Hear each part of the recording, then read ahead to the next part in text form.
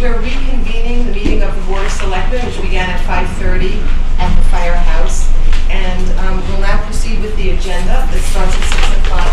The first item on the agenda is Dr. Stella, Woodbridge Board of Education report. Good evening, Dr. Stella.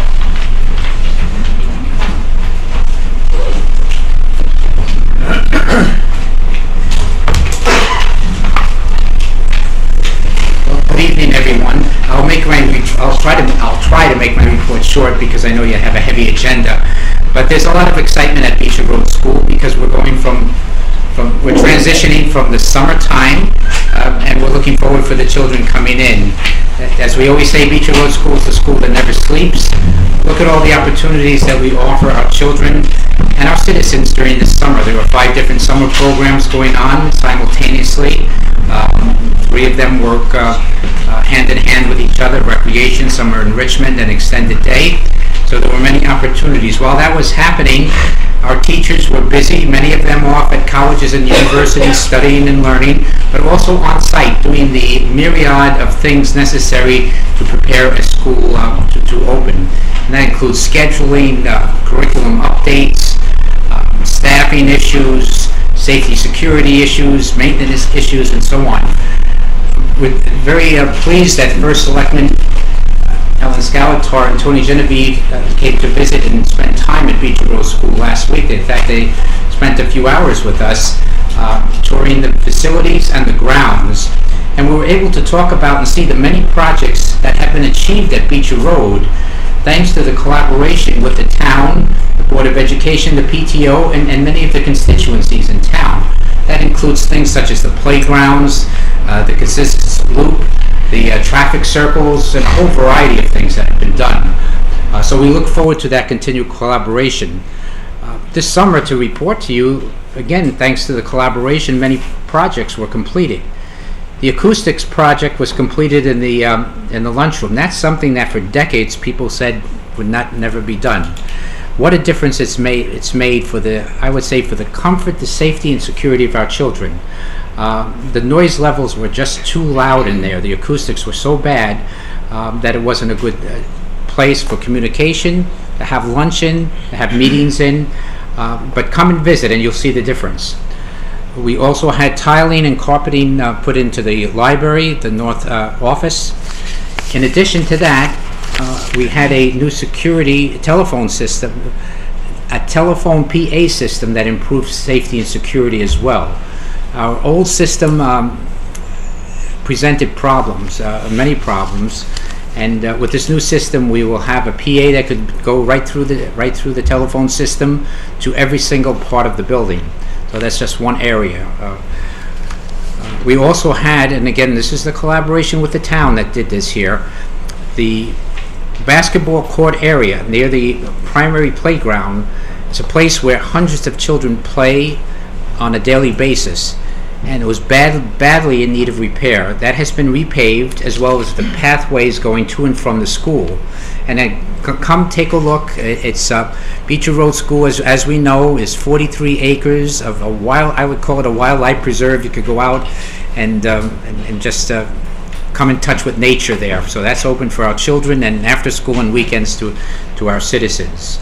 One area of concern that we have, because progress is always challenges, and again, everything we approach with a transparency as well as a sense of collaboration. During the course of our annual cleaning and maintenance of the boilers, it was discovered that boiler 2 is leaking internally. Several of the water tubes have cracked. Because of the type of construction design of this unit, the repair, I don't know if it's possible, and secondly, if it is, it was going to be very, very expensive. And I'm not a boiler expert, but we do have experts. We made conference calls and so on. I'll just leave it as that as a heads up. We're bringing this issue to our facilities committee with the Board of Education, and we started conversations with the town. But there is concern about our ability to meet the heat needs during the winter time. And if we come with a problem, we'll come with recommended solutions as well.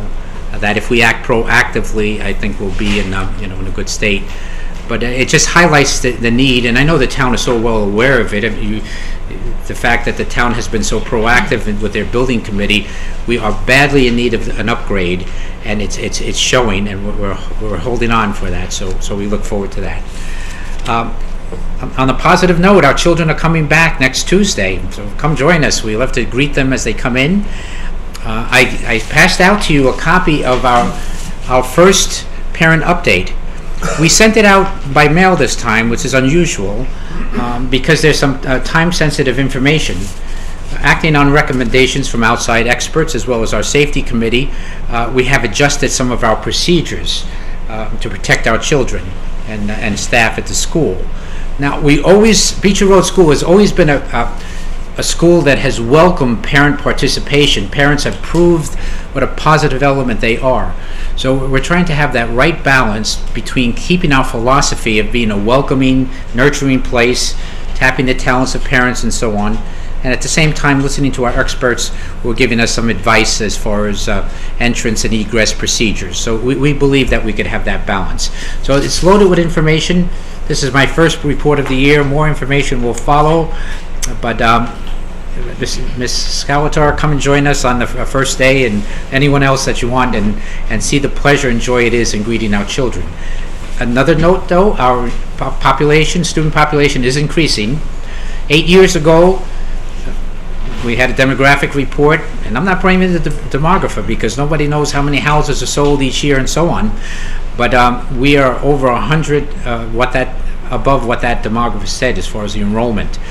Our kindergarten class, we tell our parents, we tell that we love children, keep them coming. Well, people are listening, because we were supposed to have one of the lowest kindergarten enrollments. We have one of the highest that in history. We were expecting 75 children. When I presented my budget, it looked as if we would have 16 per class. We're very high right now, and I don't even want to tell you the numbers.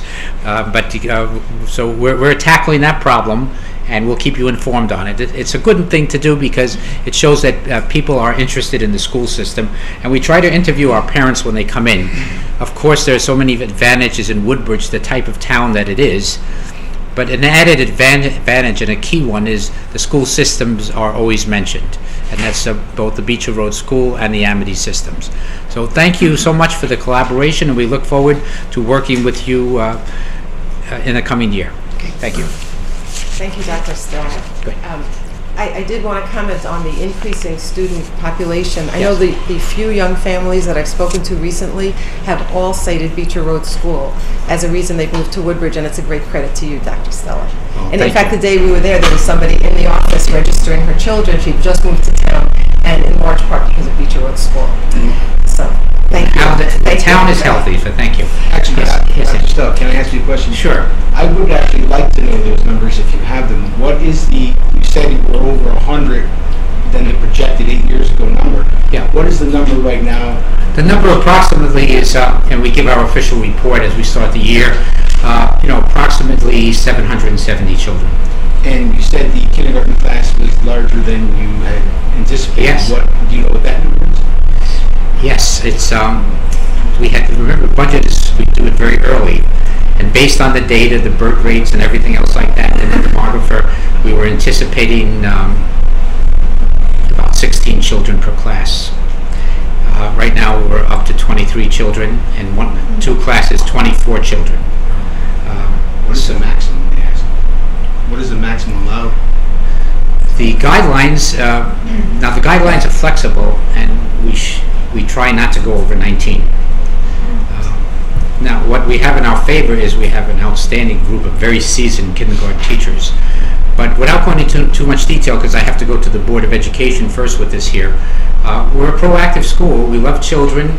It's a good sign that people are coming to the school. We will be prepared for our children next week. And if there are any changes in staffing internally and so on, we'll let everyone know. But what I promise you is we'll work day and night, we say that to the parents and to the town. We'll work day and night to make sure that we are ready for our children next week, and that parents will have no fear of that their children will get a very, very good education. And what's good is I always brag about this here, that Woodbridge is a town that values education. So anytime there's a reasonable request or we have a change in something and we could show that it's for the benefit of children and there's a rationale, that we've always gotten the support of our Board of Education in town. So we're not asking for any more money, but we may have to do some things internally, to welcome our new generation of children coming here. But next year, I don't know, and it'll depend on our data and so on. We may or may not be asking for more classroom teachers, depending on the number of children that we have. But that's always by data, and it's too premature to even talk about that right now. We also aggressively will continue to look for cost savings, and if you remember, last year we came up with a number of cost-saving types of things. Also some good luck, I have to say that too, and collaboration with the town. So we know what our charge is. Our charge is to have higher quality education for our children, and at the same time realize that we have to work with the town too, and that there are a lot of, that these are not good economic times. Thank you. Thank you very much, everyone. Any other questions? Thank you, Dr. Snell. It's always a pleasure. Thank you. Item 2 on the agenda is a report on the results of our bond anticipation note sale. I'll turn that over to Tony. Thank you. We have 2 outstanding notes that matured in August for the temporary financing and short-term financing of the Public Works facility, 1, and 2, the Country Club purchase. And so we had to, we've had a note sale where we go competitively out to the market and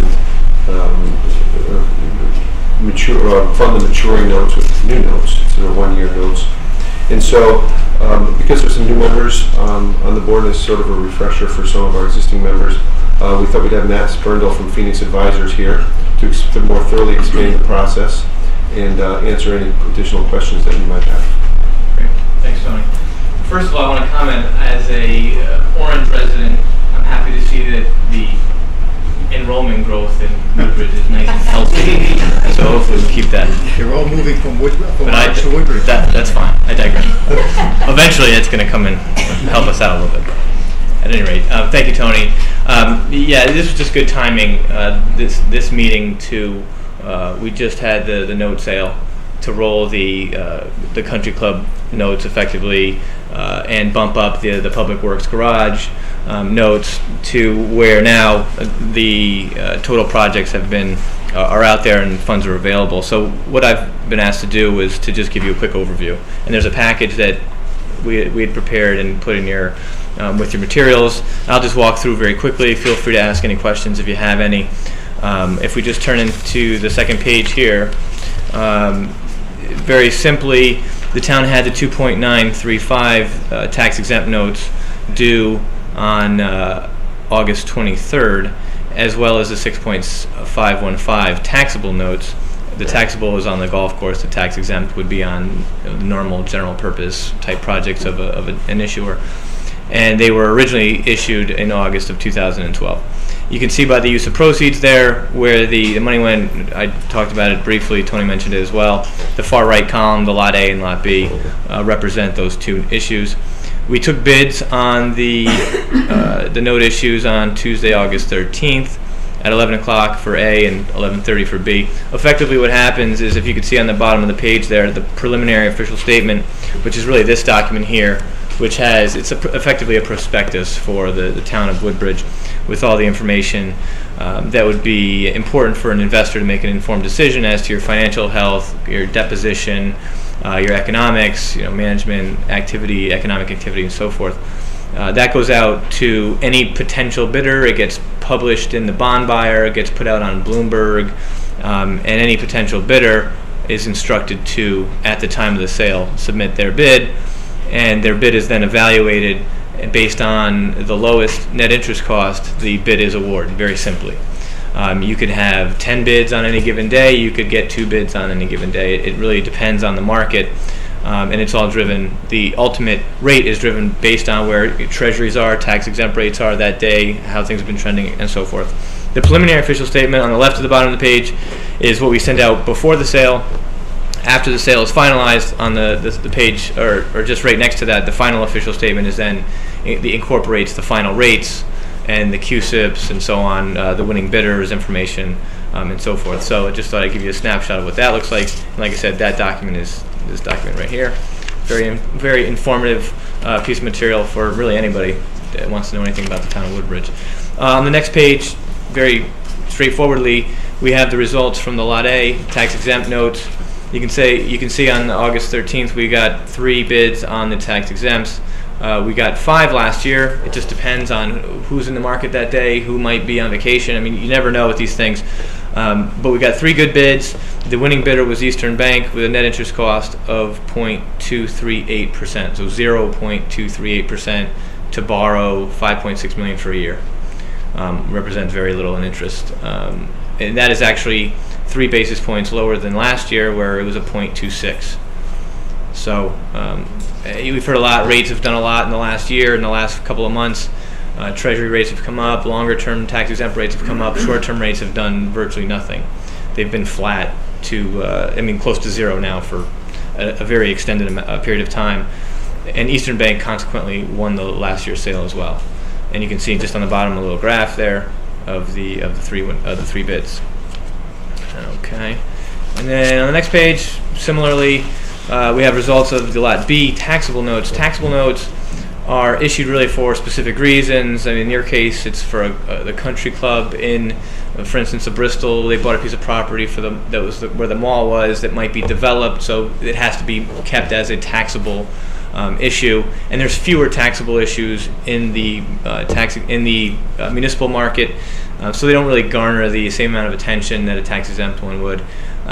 Which, as you can see, there's 2 bids on this particular issue, and because it's a taxable rate, clearly there's not the tax benefit to the end investor. And here you can see that we had a 0.23 on the Lot A's, and on the Lot B's we got a 0.79. Now it's only 2 bids versus we got actually 5 bids on the Lot B last year, but the Lot B winner last year was Jeffries as well, who won this year's, and the bid last year was a 0.89. So fewer bids, but you're 10 basis points lower. So you know that's right where you want it to be, and actually better than probably we thought, with Eastern Bank being the cover bid or the second place bid. And you can see the results there. And then this all settled on August 23rd without any incident.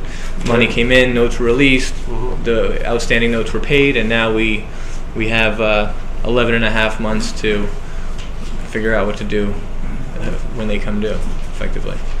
So that's in a nutshell.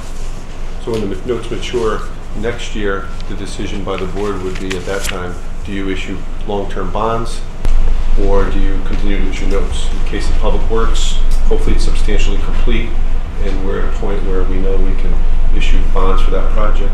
Then the Country Club, we'd have to see what direction that takes. Exactly, and we go through the process again. It depends of whether it's long-term bonds or short-term notes, some combination. So that's basically how it works. If anyone has any questions, I'd be more than happy to answer them. Thank you, Matt. Are there questions? Sure. I guess I can trust you on the NIC, but I can't figure it out from this graph. Oh yeah, The easy layman's way of the way it works is reconciling those numbers? Yeah, the way it would work here is you just take, very simply, you would take that coupon, for instance, on that Lot A. You would take the coupon at 1.25%, multiply that by the 5.655, which is the par amount. Then you have to multiply that by 359 divided by 360 because it's 1 day short of a year, and it's just 3360, 30-day month 360. And then you would get a number that would be your gross interest. You take that, you would back out your premium of $52,618, and then that gives you what your net interest is. Divide that back by the par amount, and it gives you that 0.238. I knew I shouldn't have asked. That cleared up for you, Jeff? Well, yeah, exactly. Except when I look at Eastern Bank and Jeffries, they both have a 1.25 coupon. Right. And Jeffries, The main difference, if you look at the premium, is less. right. So if we were just looking at those 2 bids, and takes TD Securities out of it, all that would effectively mean, because the coupon rate is the same, meaning a year from now your bill from the paying agent is going to be exactly the same because it's based off the 125. But because you got $52,000 from Eastern versus $45 from Jeffries, you would actually be paying $7,000 more in interest, and as such, your NIC was a 0.37 for that scenario versus the 0.23. It's pretty easy when you look at notes, because if you have two coupons that are identical, it's all the premium. Right. When you have a 20-year bond issue and you have 20 different coupons that are never going to match up between one Study bidder. up for next year. Yeah, that'll be a little bit trickier of a And we use the conversation. premium to pay down the interest. That's what the premium is. Exactly. And the lot A went from 2.9 to 5.6 because of... As the size of the project grows, the cash needs of the project over the next year. That's why. Yeah, for the public works. Any other questions? Thank you, Matt. Okay. Thank you, everyone. Good night.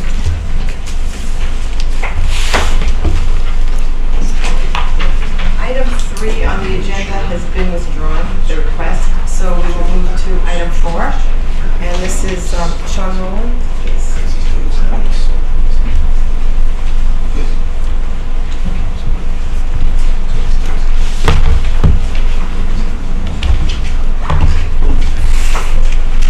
Good evening. Okay, which items was first? If you could talk about the, we're going to talk about the emergency bid waiver, so maybe you can talk about the hoses and how we Okay. got there. What we do every year is, let me go back a little bit. We try to keep in our capital budget money for hose in case we have some failed hose, fire hose. So if we do have stuff that fails every year, we replace it on an as-needed basis. A lot of our hose is old. It's in the 90s. Some of it was even in the 80s. We had a significant high year this year where we have to bring a company in every year to test the fire hose. It's got to be NFPA tested to 1961. It's got to pass a bunch of tests. We do this every year. They usually tell you that you have a shelf life of 10 years on fire hose unless you test it every year, which you have to test it regardless. So as long as it passes, you continue to use it. We don't want to go on a 10-year shelf and then start putting hose away or throw it away and purchase new hose. We use the hose up until the point it fails, and then we replace it at that point. This year we had a significant high amount of hose that failed, more than any other year. We had over 2,000 feet of LDH, large diameter hose. This is the hose that gets connected to the hydrant and goes to the truck. We had over 2,000 feet of that hose fail. We had a significant amount of the hand lines, the 1 3/4 and the 2.5 inch hose fail on the apparatus. We carry spare hose at the firehouse, so after a fire, we come back, we change the hose out because it has to get washed and dried so we don't form mold and mildew, and it extends the period of life of hose. Plus, after the hose has been in the fire, it's got contaminants on it and it's got to be cleaned, properly cleaned and everything. So we do carry hose. What we did this year is we lost a significant amount where we emptied out our racks, and we actually, there wasn't enough hose in some of our racks to fill the apparatus. So that's what made it an emergency purchase. What we decided to do was, we had money in our budget. We went out, we purchased the 1 3/4 hose and the 2.5 inch hose, and we also purchased the 5 inch LDH hose, which we had 38,000. Tony, if you have that number. With the budget? Yeah. Yeah. We had about 35,000. Right, and then we needed the additional money to replace the rest of the hose, which the total came to roughly 49,900. Right. So what we're looking for is the hit contingency to cover the difference, which I believe was 15,198. So it was an emergency purchase because it's not like I can go to the store, I can call up the fire company and order the hose and have it here the next day. The hose is 4 to 5 weeks out when you order it. They have a rush on the hose to get it here, so we should be having it in the next 2 weeks. So it is a vital piece. But hose is hard to budget for. Like in our next year capital budget, we will put money back in for hose. So when we do hose testing again next year, and if some of it fails, we can replace it. We just haven't had a year where we've actually lost quite a bit of hose, a significant amount of hose, but it's a tough thing to budget for because if it passes, you want to continue to use it, you just don't want to get rid of it. Are there any questions about the hose purchase? I have a few questions. Sure. Sean, what makes that much hose go so bad in 1 year? Is it the test could be harder, or is it the weather, the way we house it? Is there something that caused that much to go? It could be a multitude of things. It could just be old hose. Like a lot of the hose that failed was from 1995. So I mean, it hung in there, but it could be we had a heavy year of fire calls the last 2 years. We had a heavy amount of structure fires. We had a lot more training going on the last 2 years. So the hose gets used. It gets cleaned and goes through its process. So it could be a multitude of things. And all the hose is basically tested every year by the same agency group, Right. state. Yes. We use fail-safe testing.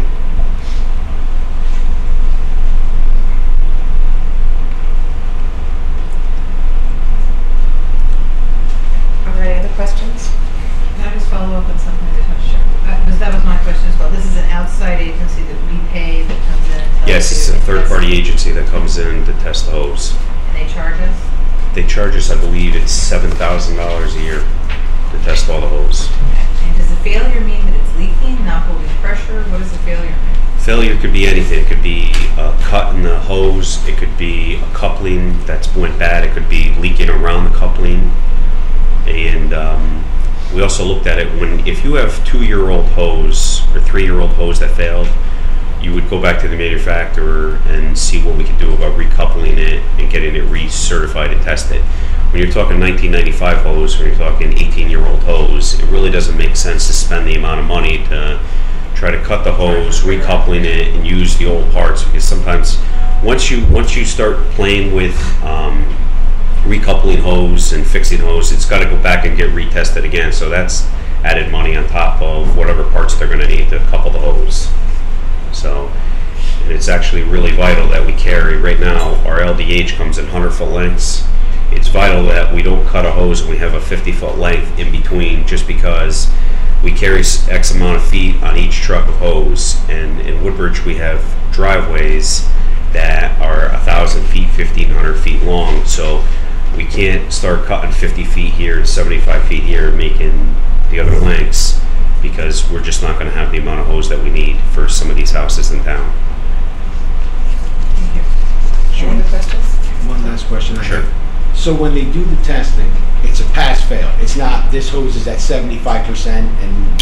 There's no percentage. You either pass So or you fails. don't know that a hose is about to go... No, you don't know. What they do is, if it's leaking around the coupling and it failed around the coupling, they make a mark right at the coupling and they make a note right on the actual hose right there. If it passes, there's a sticker that goes on the hose that says it passed. 2013, it passed. If it fails, it's a 2013 sticker and it failed. And then once the hose fails, it's thrown out. It depends on what the age of the hose is. It doesn't make sense to try to fix 18-year-old hose. It would make sense to fix 3-year-old hose. Now the hose we went after, there's 2 grades of hose that we went after. It's a Mercedes brand hose. It's called Mercedes, the company. There's Niner, which we used Niner in the past, but Niner is a lot more money. We looked at 2 different options of Mercedes hose.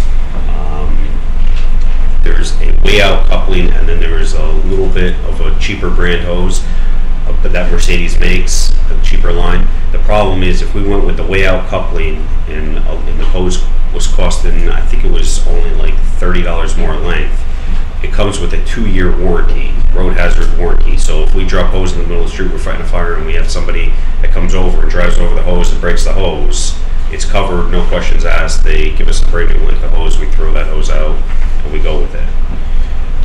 The hose is made a little bit better, so the hose is going to last a lot longer. It might give us another 3 or 4 years on the length of hose. Just to give you a ballpark, a piece of 5-inch hose, 100 feet long, is roughly $700 a length. So it's not like we're buying $60 hose here. Anything else?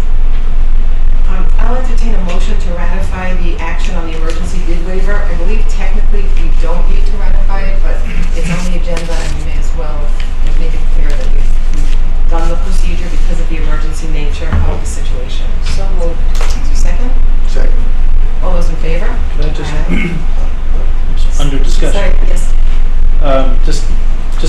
clear about it, this funding request amount of $15,200 is a balance left over from funds that were already budgeted. Oh, the funding request is in the, in Tony's report. We'll transfer the money for the funding request. But it was the bid waiver that we're ratifying now. Okay. Any other discussion?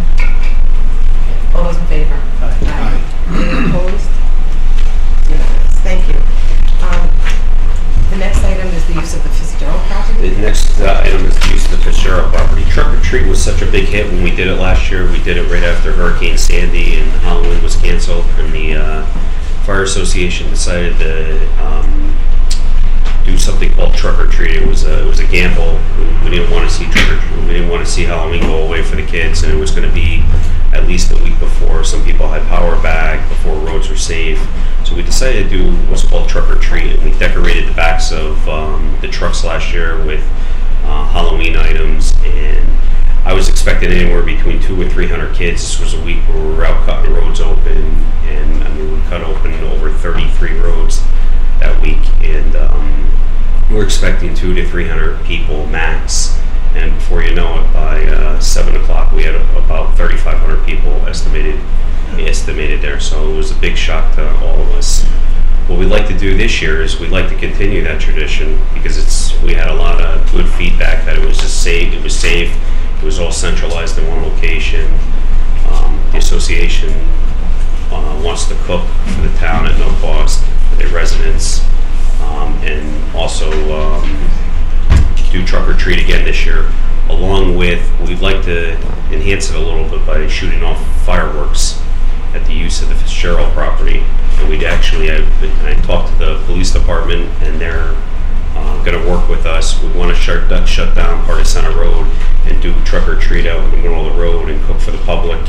And we probably start the event at 5 o'clock, and we go to 8 o'clock, and then the 8 o'clock the fireworks would go off, and then everybody would go home after that. I've talked to Keith Arnold, who is the leasee of the Fitzgerald property, and I talked to Keith. Keith is all in favor of it. He has some concerns about people walking on the hayfield there.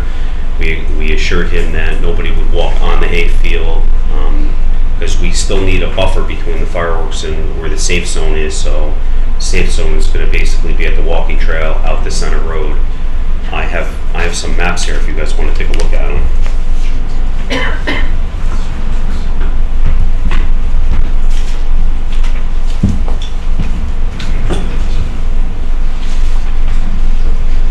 There was also a letter that Keith signed for us, giving us permission to do the Trick or Treat using the Fitzgerald property for the fireworks, with the understanding that there's going to be no pedestrian traffic on the hayfields. Sean, can you speak to the issue of insurance and other approvals that you've obtained in order to use the property for fireworks? I'm not sure about the insurance. I'm going to have to get back to you on that one. What are we looking at? Yeah, I don't, what are the... This is an aerial shot. If you look down where it says Woodbridge Fire Department, that's the actual building. That much I got. Okay. The lines. The red lines. Yeah, I couldn't get rid of the red lines. I had an issue with the red lines, but basically the people would be over by where department is, out in the road there, and on the walking trail right there. And then the fireworks would be shut off over by where the ice rink probably is, but we're gonna sit down and go over it with Keith and find out exactly where he feels comfortable with having the pyrotechnic guy shoot them off, so we don't damage any hayfields. To what extent does the state have to be brought into this? There is permitting. What has to happen is the fire marshal has to issue a permit, the police chief has to sign off on it, and then the state has to sign off on it. So there's 3 checks and balances. And there's time enough for all of that between now? Yes. But we'd like to get approval tonight to use the property so we can start fundraising to pay for the fireworks. It's a Thursday. We used to do the Thursday. It's a Thursday night. It's a Thursday night. Halloween's a Thursday night this year. If it rains, we'd like to do a Friday night. If it rains, we'd like to do a Saturday night. What time would it end? It begins at... Begins at 5. The fireworks would be shut off at 8 o'clock since it's a school night, and we'd be done by 8:20, 8:30. So the town leases, probably the question here to Mr. Arnold, is that what happened? Yes. And presumably there's a written lease agreement? There is. And he indemnifies the town? Who carries the insurance and the indemnification? He does. He has to show proof of insurance when he signs the lease. So to the extent insurance is required of truck and tree, we really will run to him? Because he has insurance Well, that it could be- indemnifies us? Two lost payees could be us and him. But Arnold has insurance that indemnifies, that covers us. Yeah, but I'm not sure if it covers something like this. I think. Well, I'm not either. I'm just trying to get the chain of Right. command here so that we can all understand, Joe, I believe if we do vote to approve this evening, it should be subject to our verifying the appropriate insurance and appropriate approvals are all obtained. I don't think we can do it without that. Police implication in terms of shutting down the road and so forth. And I guess it's no cost to us, right? You guys, who's paying for all this? Well, the police have people out there. We're also going to supply firemen out there to help close roads off like we do. So should be no cost to the town for that. Joe's asking if the police have also agreed to volunteer.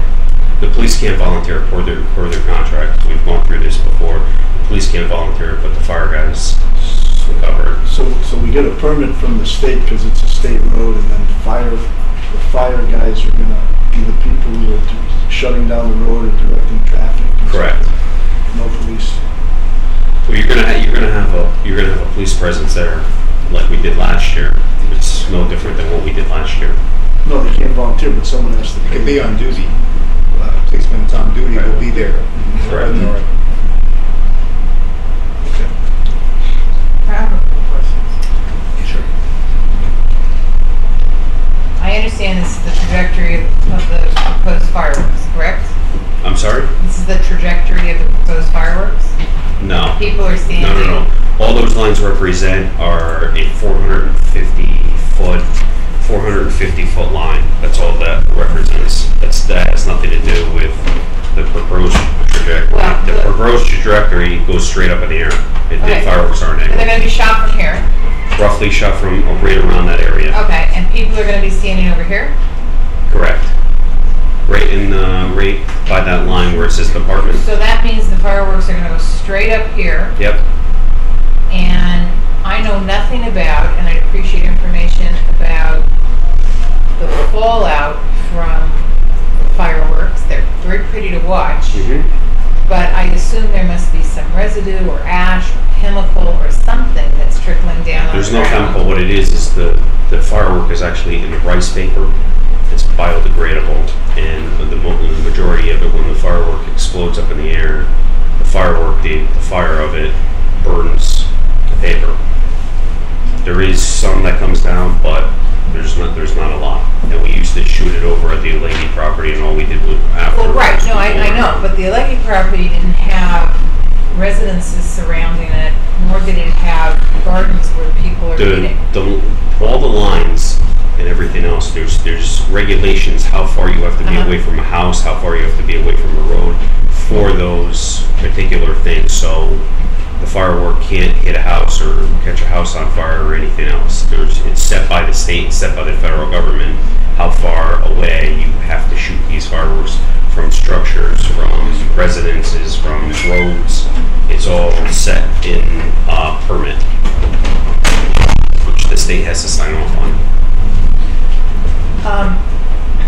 I'm not trying to be difficult. I Yeah. love the idea of trick or treat, and I think last year when you guys responded in this emergency circumstance was extraordinary.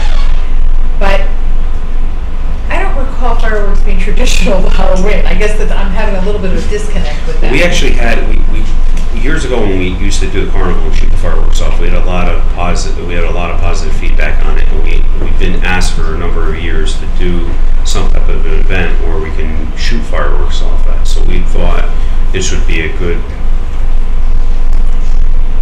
event So this to would be- shoot fireworks off at Okay. and enhance Halloween a little bit. Well, it helps me understand your thinking on it. Okay, thank Okay. you.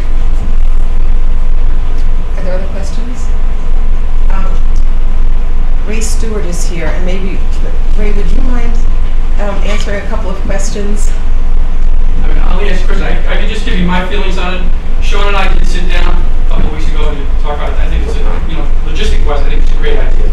Great for the town and everything like that. But what I did tell Sean is that it is Halloween. I said we can't cancel Halloween. So the police department has a responsibility of all the streets in town. Like we have every year in the past. And that means we hire for that. Now we also have a pretty big event up on Penny Lane. I don't know if everybody been there, but we in fact do hire 4 officers specifically just for Penny Lane because of the problem. We have people from out of town come in. Right. They almost come in with buses. So if you put that in perspective, so you have to say, well, how much responsibility do I want with this whole event? I mean, I told Sean, I said, you're going to have to check with Penny Lane. I said, I don't even know how many officers are going to be needed that night.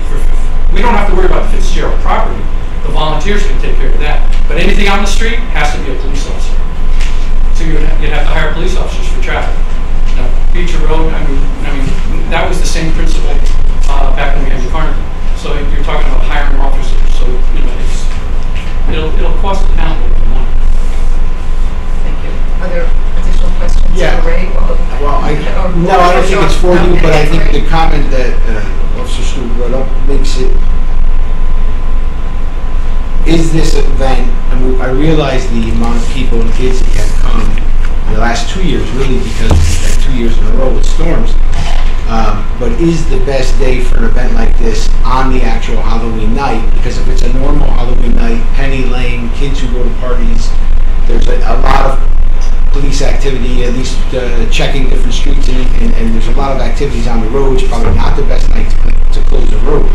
Is it possible an event like this can be considered as a Halloween party or on a Halloween weekend night or something where it's not such a difficult night? To me, it seems like a very difficult night in a normal Halloween with kids everywhere, with police possibly needed for many reasons. Has it been considered that maybe this isn't an event for the actual night, especially that it falls on a weekday this year and it is a school night? Is it possible that this is something that can be considered on a different night, a weekend night, or so that it's not such a hectic night in town? The Fire Association discussed that, whether we wanted to do maybe on a Friday night or Saturday night, and it was decided that they'd want to do it on Halloween just because the comments that we received last year about it was a safe environment rather than having the kids walk on the streets and everything else. It's all contained in one area, and the adults actually liked it too. So that was heavily discussed at the association, and the association thought it was the best night to do that on. So it was discussed. Can I ask one more question, please? The issue is not whether or not you're going to have trunk or treat. The issue is whether or not you're going to have fireworks. I mean, it sounds like you're going to have trunk or treat no matter what, right? Well, no.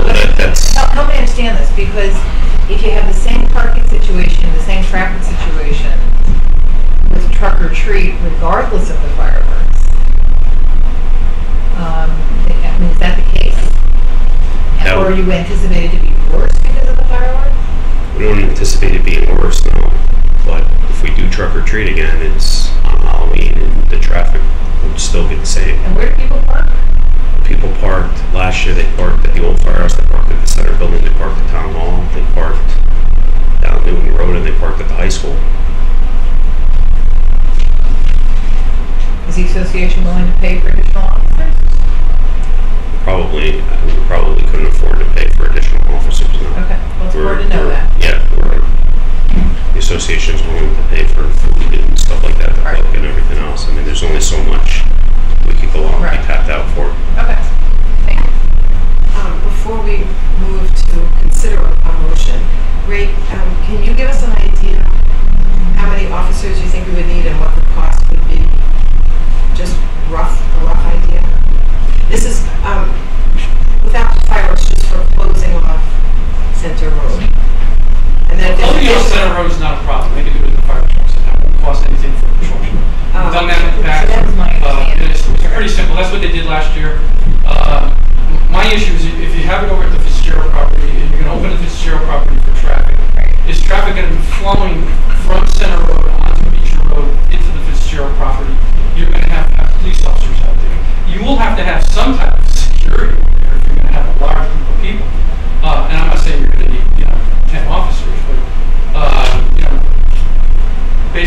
2,000 people, I mean, at this point, I'd have to sit down and basically go over logistics as far as, what areas do we have to cover, how big of an area we can open up for people.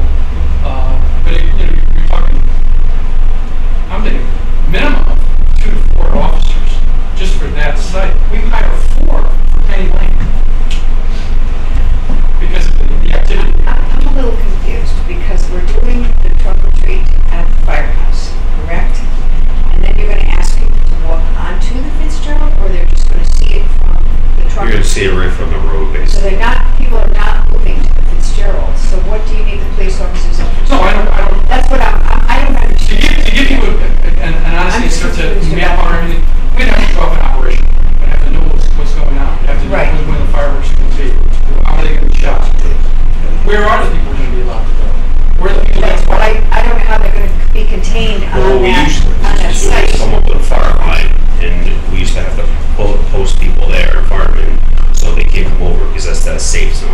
A safe zone will basically be, They will merge somewhat The onto walking the trail, right. Fitzgerald, like from the walking trail, something like that, I imagine right? most of the people are going to be in this job. Or they're well, no, we have to, regardless, wherever you do this, you need some type of security line, and that's the fire line. So you can't go on the other side of it. When you go to the Orange Carnival, it's the same deal. There's lines set up, there's boundaries that people can't go on the other side of that boundary. It's got to be X number of feet away at minimum, if not more.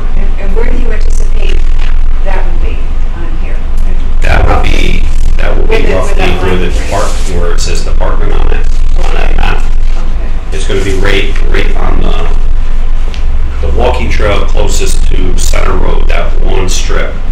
What's a walking trail 8 feet wide? That's where it's going to stop.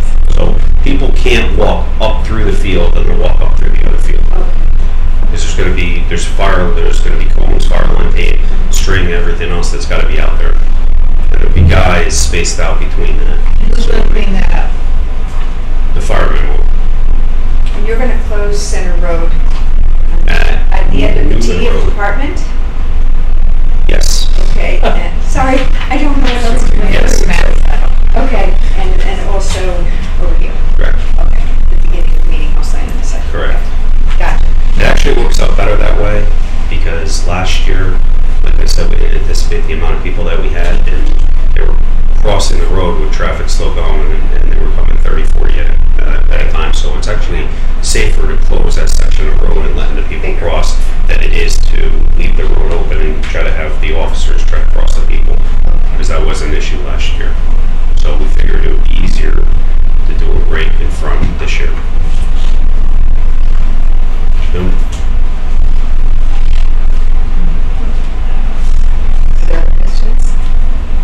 I just have one last question. I just want to clarify. So, Sean, basically, either way you plan or want to have the truck or treat, it's a matter of whether or not you can get fireworks as well, or is it kind of a package deal where you're kind of looking for one large event and truck or treat hasn't been decided yet? No, trunk or treat's been decided. We're definitely going to do it. What we'd like to do is we thought it'd be a good community event and shoot fireworks off at the same time. So basically, that's why we're here tonight, is looking for permission to use the Fitzgerald Field. So I'd like to suggest that we separate the issues for consideration. And before we do that, did you want to talk about the hay rights also? Because I think we may have to vote on that as well. If you're still thinking about it, to vote on it. That's up in the air right now. If we're going to do that, we could do that at the next meeting. Okay, thanks. Joe, did you want to say The something? hayride would be at the same time, or that's a separate? Right. Well, if we can discuss the hayrides at the next meeting, which is what, 2 weeks? I would move to table this until we can get information on insurance, we can get the feedback from the police department and all these issues we're talking about, and we can kind of get them all put together in a plan of these activities, and we can decide next time, and we can decide on a hayride as well. I would be okay with that. The only problem is it is time sensitive, because we'd have to. Well, I would indicate this, I was in favor of something, I have no objection to it, but there's a lot of loose ends here that need to be tidied up, and you can continue to work towards getting, you need state approvals, you need firework approvals, you can continue to work towards that, maybe in 2 weeks, we'll even have some.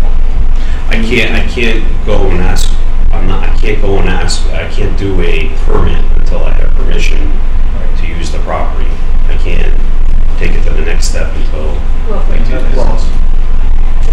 Don't you have to have an operations plan to get a permit from the state? Don't you We have to have to demonstrate? we have to show the distances and everything, so we can do that.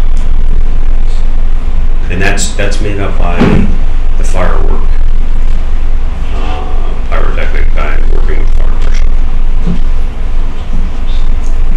And this firework pyrotechnic guy has approval from the fire marshal. I know in a few towns, Hamden being one 2 years ago, and a few others, they had thousands of people show up for the fireworks, and they were shut down because they didn't have the proper, even though they were professionals, they didn't have the proper licensing with the fire marshal. A fire marshal came from the city of New Haven, which we're lucky to have, and he knows the individual, he knows the company that's doing it. He's worked with him before, and he doesn't see any problem.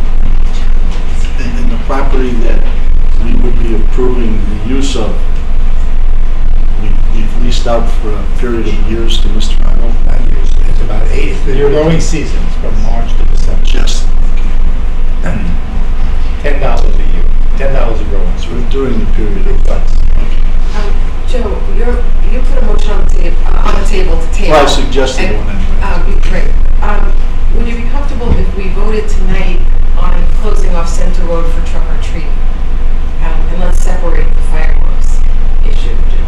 Are we approving then the cost of doing so? So if Deputy Stewart needs to put officers around the corner from where the traffic's going to be rerouted, is what he was saying, if something needs to be done, are we approving that? I understood Deputy Stewart to say that if we're closing off the road but not using the Fitzgerald property, the fire department could handle it. Is that But he correct? still indicated, I thought that we would need security for that number of people for That's not what I 3,000. heard. Yeah, they're gonna need somebody over there. Oh, I mean, even we just if you can't, don't we just use can't the let Fitzgerald. 3,000 people come into the firehouse. Fireworks and no I mean, fireworks. random work across the street. I mean, it is a gathering, you know, and, I mean, last year was a total different scenario. And it went very well, very successful. But, I mean, we had a lot of roads closed, we had a lot of issues, that limited it, and it could be a lot bigger.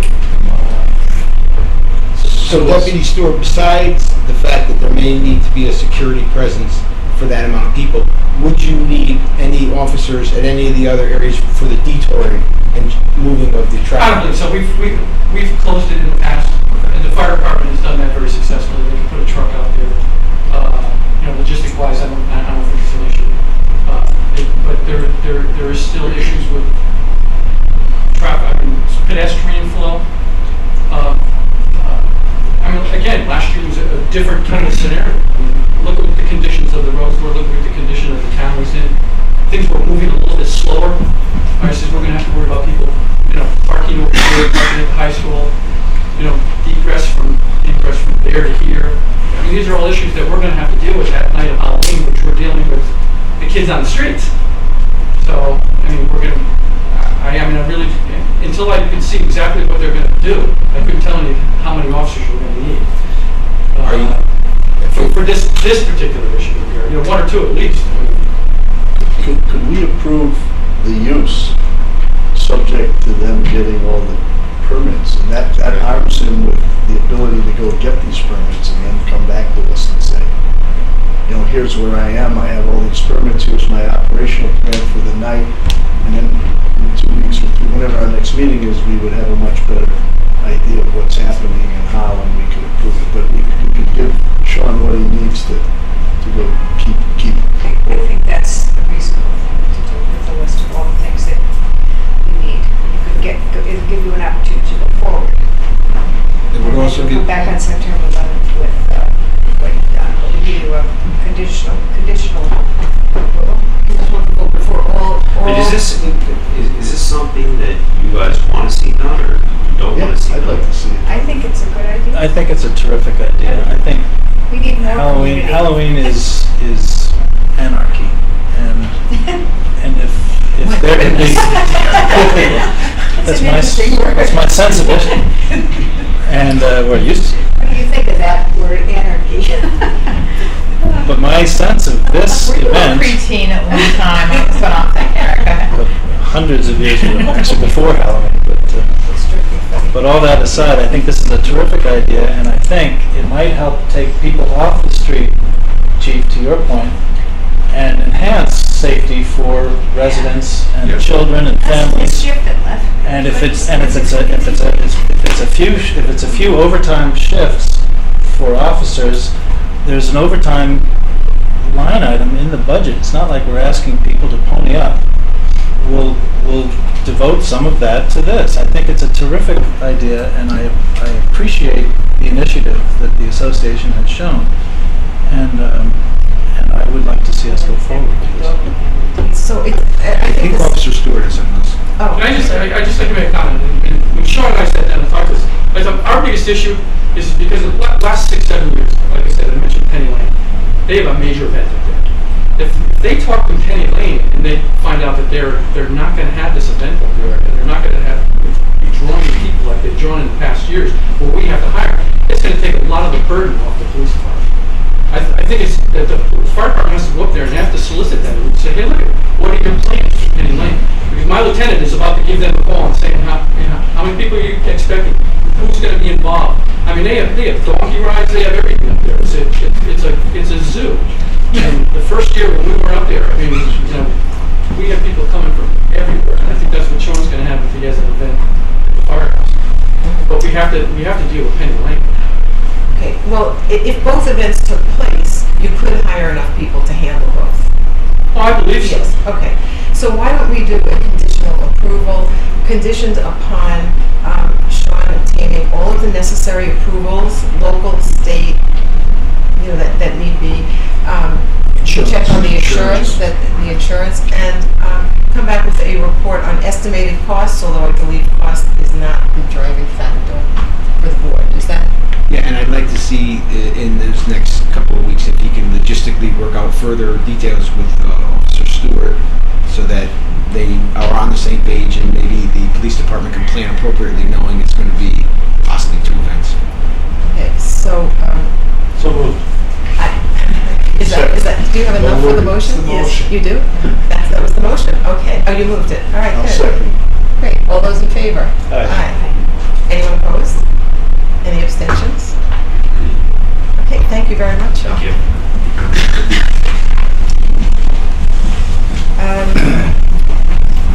The next item is Country Club of Woodbridge. And this will be both a monthly report and a larger report about the operation of the Country Club of Woodbridge, and also a discussion of a potential promotional package which would require board approval.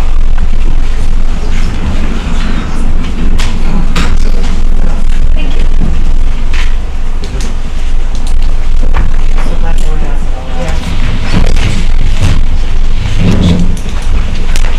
Before you get too comfortable, realize it's 7 o'clock, and that's our time for public comment. So I just need to see if anyone is here for public comment. Go ahead, you can pass out the documents. Do you want us to sit here or back? Why don't you just sit back there till we see if anyone's here for public comment?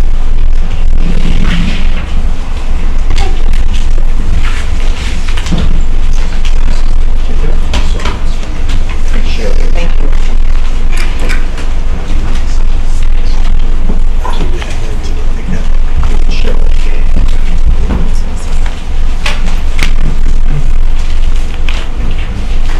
Okay. Is anyone here for public comment? No.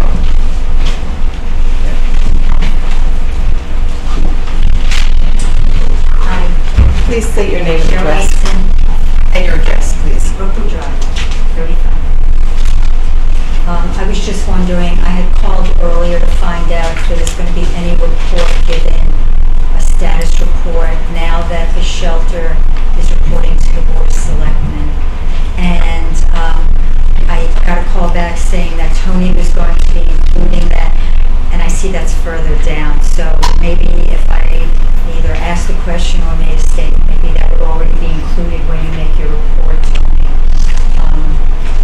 I do have a question. I think when the town took over July 1, I believe it was, there was some discussion about there being a liaison between the Board of Selectmen shelter to kind of aid in a conversation if necessary. And I was just wondering if a liaison had been designated to work with the shelter and the board at this point. If there has, it would be great, because I'm sure that person will be getting phone calls from people in the town having questions. Did you mean a member of the Board of Selectmen? Yes. We did talk about it, but I don't know that we actually did that. And Right, it that really was- would make sense, because if you had one key person who could have, I'll say, more regular dealings with the shelter, I think it might clear up some questions that might arise, or if there were any comments that had to be shared, it would be coming back to the board by one of your own. Thank you. Are there any questions for Cheryl? Okay, thank you. The other thing is, I received a copy of the financials, and if the board is going to be looking at this, I think my question would be, or something that should be addressed is, there is a line item here for overtime, and since the budget started July 1, and now we're at the end of August, you're talking 2 months, almost 3 months, and you're up to almost 40% of your overtime budget. And I'm wondering how that's going to be addressed, considering what is happening at the facility now in terms of where the money is going to come from any overtime that will be required. Thank you. Tony will make his report. Thank you. Thank you. Is anyone else here for public comment? Okay, now it's time for Country Club of Woodbrige. Thank you.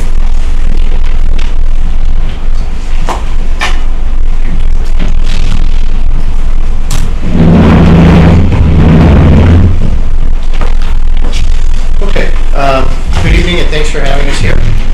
Jason, would you state your name and your role before you start speaking? Each of you would do that to speak, okay? Thanks. Yeah, my name is Jason Beeford. I'm the general manager at the Country Club. I'm Ryan Phelps. I'm the regional director of operations. I'm Rob Digby, I'm the marketing director of Woodbridge. And I'm Matt Fauerbach, I'm the regional director of Brown. Thank you. So we handed out a couple of things for you. The first packet we'll go through is the copy of the year-end financials. That's the one that's not put together. We also want to talk briefly about July and August performance as well. We have a quick report on what's going to happen going forward. And then finally we have our membership proposal for 2014 new members. So briefly here, to talk about the year ending June 30th, we did have a tougher year than we had hoped for, obviously. It started with the revenue line item, in which in gross income we missed our budgeted goal by $805,000. A majority of that miss came from green fee card fee, the green fee card fee line item, which is just your basic daily fee play. We missed in other areas as well. I think the encouraging thing about the budget is when we look to our expense item, first off in labor, we budgeted for a normal facility of this particular type for labor, and we were able to save about $75,000 to that line item, which we felt like was being as fiscally responsible as we possibly could. So we saved quite a bit on the labor side. And then on the expense side of the equation, we did overspend by about $6,000 on that line item. However, built into that line item were several unexpected things, capital items, or normally we put in capital, which things such as irrigation expense, some items that we did not purchase for maintenance, or we did not include in our lease package for maintenance, clubhouse expenses that were unexplained, the new pool fence, the new event tent.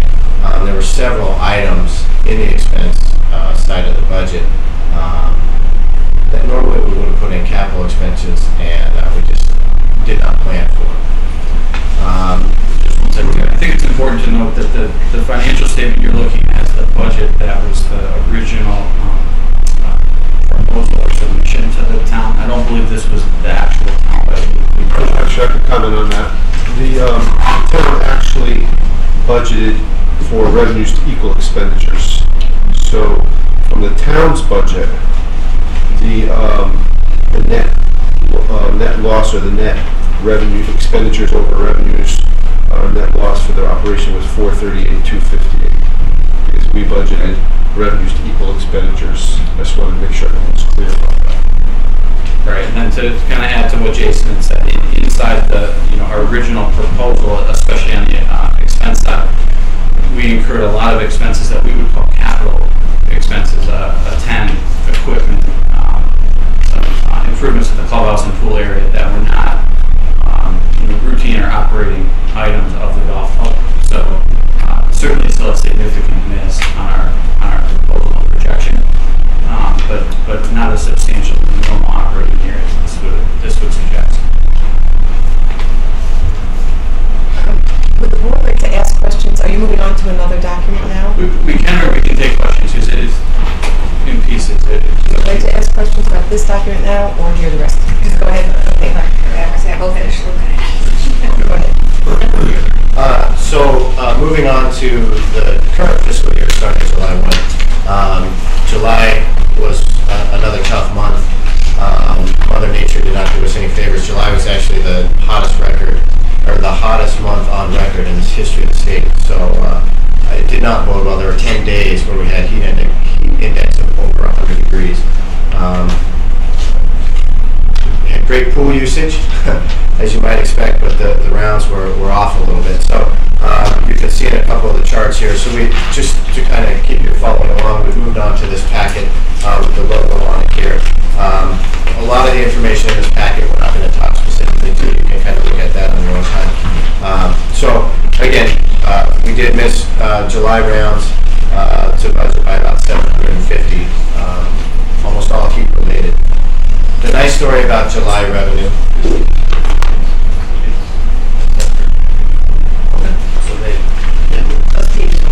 Right, so we're actually referring to the pull-down.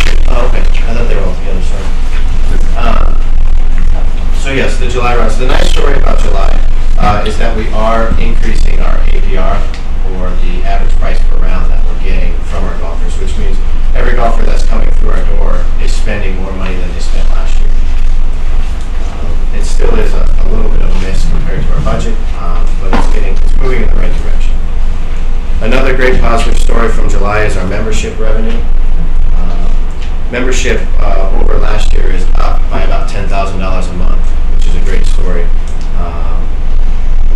It's really something that's headed in the right direction. Most of that is related to the pool. We had a great increase on pool memberships this year, so that's a good story. Moving on to the expense side of the equation, we continue to operate the business as absolutely lean as possible on the labor side of the equation, and also on the expense side of the equation. We're really only spending what's necessary to keep the golf course and the pool running. There's some timing related expenses that missed budget or saved to budget in July, but those will even out on the yearly basis. Again, for the final July budget, we did miss plan by about $50,000, and we also missed last year by about $17,000. July, again, very heat related, was another tough month. And I'll add to that, just as we manage several properties in Connecticut, a similar year-over-year performance. It was very difficult for really the Mid-Atlantic North to see a prior year July with 10 days that are pretty much virtually unplayable because of the heat conditions. So we got through our first fiscal year. We think we've started to build some momentum, and Rob's going to talk about our pricing strategy. And August is a much better story, as we've got 3 really normal or better than normal weeks. But yeah, the bottom line is for August, we missed budget by $50,000, and we missed for July we missed budget by $50,000. We missed prior year by $17,000. Can I just ask you one question on page 2? What are these EBIDs? So that's your bottom line. Yeah, I know. Yeah, What does so that mean? that's the actual money that you make after all your revenues and expenses. So that's top line revenue. That's the, okay. That's the take home. Okay. Just wanted to say, gotcha, okay. Thank So you. it's not 50,000 in the hole. It's missing the EBITDA budget, Okay, the profit budget that we set up for. not a finance person. That's- so, But our Thanks.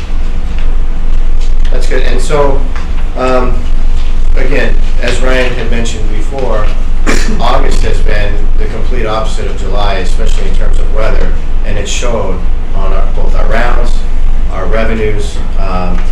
You can see on the chart, year over year, the past 5 weekends, we're beating prior year by a considerable amount.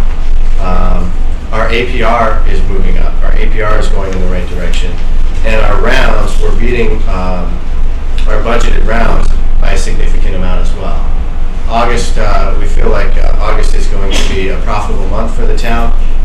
When it's all said and done, we've got a nice week finishing up here. Every area of the business seems to be performing better than last year and on plan to the budget that we set. So I think that's an incredibly positive story.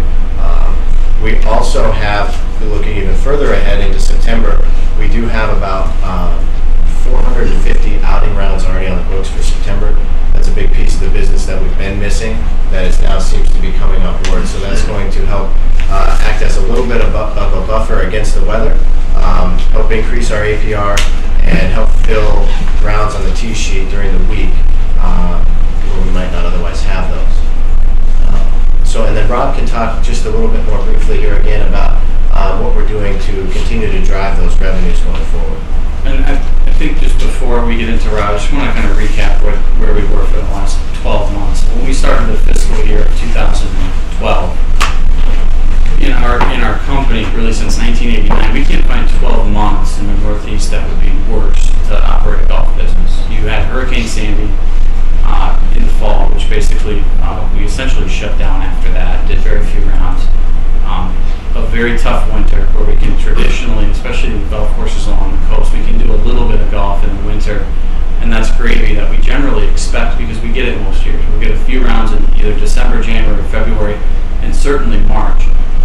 This year, none of that translated. We had, in fact, a very large snowfall late in the winter, which kept our opening delayed even more. Then you get into April, which is a short days. It's cold. It was wet.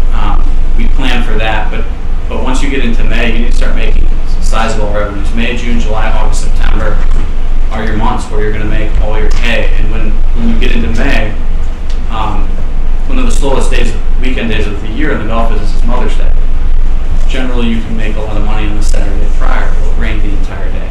The next one of the most profitable weekends in golf is Memorial Day weekend. It rained the entire Memorial Day weekend.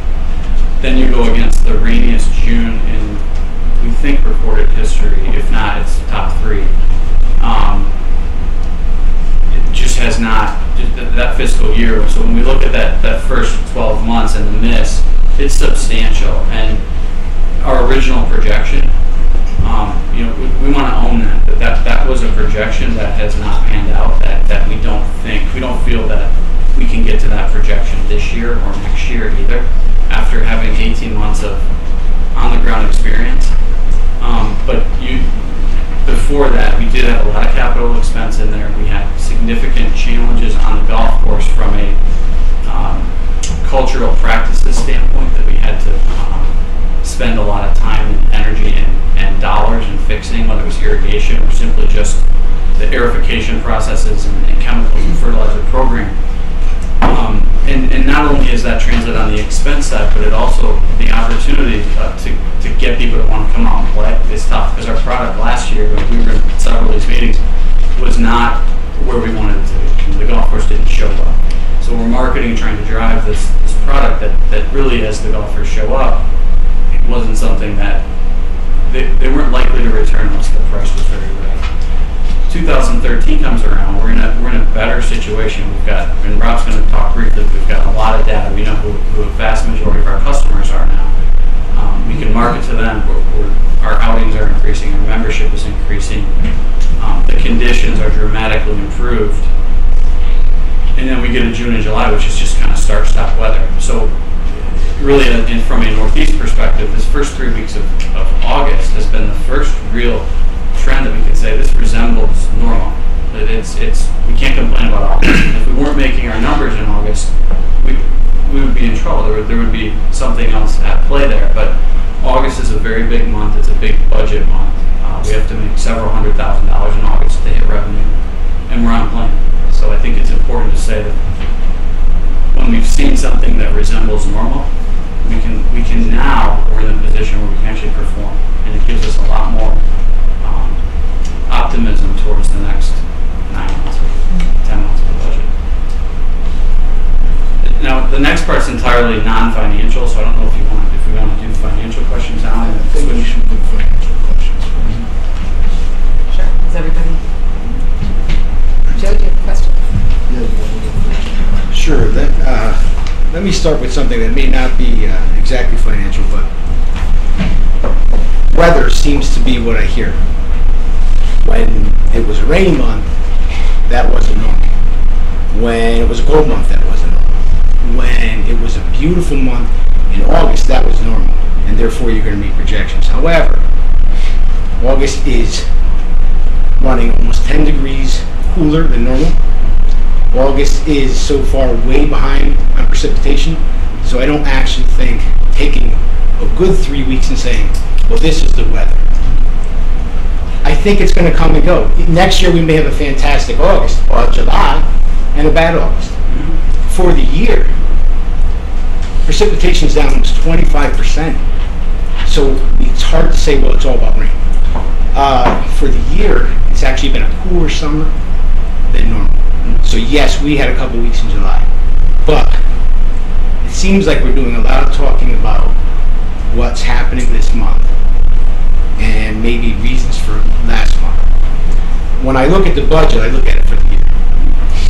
And I'm looking at it through June. So I don't want to think about the heat wave in July. I actually want to look at the budget that was the fiscal year that ended June 31st. There was no heat wave in there maybe last year. So knowing that the weather for the year, yes, there was definitely some major storms that we can't predict and hopefully we won't get, but eventually we will. I just want to look at the budget as this was our year.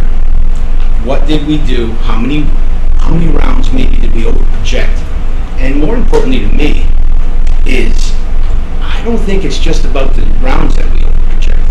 I think if we gave you the benefit and gave the course the benefit of a couple thousand more rounds, their average round doesn't make up for the budget loss. It doesn't make up for the difference. That's correct. So there's a bigger picture here than just we need to play more golf or we need more golfers. That's a nice thing. Certainly golf courses need more golfers. But even if we put those couple of thousand rounds or what have you back into it, it doesn't come back up to the kind of number we're facing. And I do see some capital expenses that were made. However, knowing the course, knowing the country club, I think we have to look at it as we're always going to face capital expenses. I've seen those tennis courts. I've seen some of the areas of the pool. So we do know that, yeah, okay, last year we spent it on something, and this year we're going to have to spend it on something else. I mean, obviously there is some large capital expenses coming up our way. So it's not just a matter of what you guys are doing or how much golf. I'm trying to look at the budget as a whole and say that I agree with you that it would be nice to have more rounds, and certainly in a perfect year or San Diego weather, we will definitely get more rounds. I don't think that brings us up to a break even. And that's my fear, is that this budget, and even though the town did not take Casper's word, or we didn't just put in our budget the $300,000 that you guys figured we would make, we actually said, well, let's be careful, and like as Tony said, the town budgeted for a break even, but we didn't get anywhere near that either. So I guess my question to you is, can you give me any answers or any suggestions that you may have from the other courses you participate in, outside of just getting more golfers and more golf, which obviously is the main one? What else is it that you see that's putting us so far behind the eight ball budget-wise? Yeah, I mean, I can answer a few of those. I think on the round side, we came close. We had 25,000 rounds. To your point, we're not making enough money, nearly enough money off of those rounds. I think we projected 28 in the beginning. If we would have gotten to 28, that 437 doesn't go to zero. So you're absolutely right. It's a combination of when you look at the last fiscal year, and I would argue that I will go back to the weather just slightly and say that it was more of a historic weather year than a little bit of up and down and this and that, especially when you consider golf football months, which is April through October. There was a lot of play there. We can see that really regionally wide. So that played a factor. The biggest thing, the conditions last year were poor. I don't think anybody that played it or saw it would think we could get more than what we did. So what we're doing is we had to get as many people out as we could to get every extra dollar that's possible, but at the same time, we're advertising a product that is not our best foot forward. And the golfer isn't loyal, especially in this area. We have so many different places to play. If you're the worst condition course in town, you're going to struggle because they're going to move somewhere else. And we saw a lot of that. And that's where, we point to this August where it's definitely been cooler. We've had 2 rain days, 2 complete rain out days. I believe yesterday it rained at night, which is nice, but it has been closer to an average normal season other than the temperature. And there's certainly a windfall. I'm not suggesting this August is going to continue. This is a very good August. But what we're seeing, and what Rob will talk to in a minute, is we're starting to capture more dollars for those golfers. Because we know we can't survive on our current APR, average dollar per round. That has to come up. Because this golf course is only going to do 30, 31, 32,000 rounds ever, if it's incredibly successful. So that is the utmost part of our struggle. What we've got to do is get a golf course that condition-wise will support a higher fee. And we're trying to put the limited dollars that we have in the right spots to try to, everybody's seen it. It's an aging property. It doesn't show well. Once you get past that first green, the next 16 holes are pretty good. We're pretty comfortable with the way that the golf course appears, with 1 or 2 or 3 exceptions that have been kind of historic problem areas, even from when it was private. So, to answer your question, we have work to do to get back to a budget that's going to break even. But everything would suggest we're tracking better. It's a better golf course this year. It's got immense improvements in just the cultural plan and the feasibility to grow grass in worse weather conditions than it has in the past. We spent in the first month that the snow was gone, $15,000 in replacing sprinkler heads that were non-functional, didn't work for I'm not sure how long, but drainage issues all over the grass, the pH, the aerification, everything that golf course needs to be sustainable wasn't getting for I'm not sure how long. When a business was starting to fail, it's likely that's been 7, 8, 10 years in the making, as I'm sure the private club budget was going down. And then you had a lease situation, which I don't think benefited the lessee to do more than was needed, because it wouldn't make sense profitability-wise. So it was a culmination of a lot of things. Our due diligence really couldn't have seen those because we were in the middle of the winter. Those are in the ground. Those are things that we're still learning about how different parts of that course are reacting to some of the chemical programs that we do. But what you're saying is true. We're not making enough money on third rounds. We're getting close to hitting our rounds target, which means there's a lot of people willing to play Woodbridge. Now we've just got to get them to pay a few bucks more. Okay, I don't mean to cut you off, and I don't have to hog everybody's time, so I'm just going to guess this one follow-up, since you, in your answer, what I basically heard, besides whatever small effect the weather has always, that the condition of the course, you need to be one of the better conditions because of competition. My question is it just condition of the course, or is it the fact that it's the condition overall? For example, it's clear that our clubhouse is in great disrepair. It is clear that we have very poor tennis courts right now. And maybe there's going to be needed quite a bit of money to repair or replace, whether it's tennis courts, part of the clubhouse, to make the clubhouse and to make the experience better. Right now, even if you put the best golf course forward, the experience is you get out of the parking lot, you go play, and you basically leave because we don't have a clubhouse. And the tennis courts, and I noticed in your numbers, 90% up expenditures over at the pool, 10% up at tennis, so there's the 100% on your $10,000 per month. But are we going to be able to keep and I know we did get some decent memberships there, are we going to be able to keep the memberships without spending money on those tennis courts? And in other words, is the condition beyond just golf course? What I'm asking is why we're not getting enough people to spend enough money. Yes, probably not as much as we would strongly feel that the golf course condition, and Matt's the art agronomist, he can maybe talk more about this, but the condition of the golf course is number one. That people will forgive you for a lot of things. We run a lot of successful operations on municipal and private side out of triple wide trailers that are dressed up, and you walk in and it's a fairly nice environment and you're okay. Has a restaurant in there, some facilities. So people will forgive you for that. But the challenge is, you mentioned we don't have a clubhouse. You're right, except for it costs tens of thousands of dollars to keep open because you're running your conditioning through it, you're running heat all winter.